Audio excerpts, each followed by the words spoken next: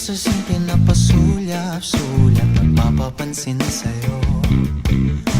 Umabot sa palitan ng mga mensahe, kilig na kilig ako. Kumusta, kain na, hello, magandang umaga. Ingat ka, pahinga, huwag kang masyadong magpupuyat pa.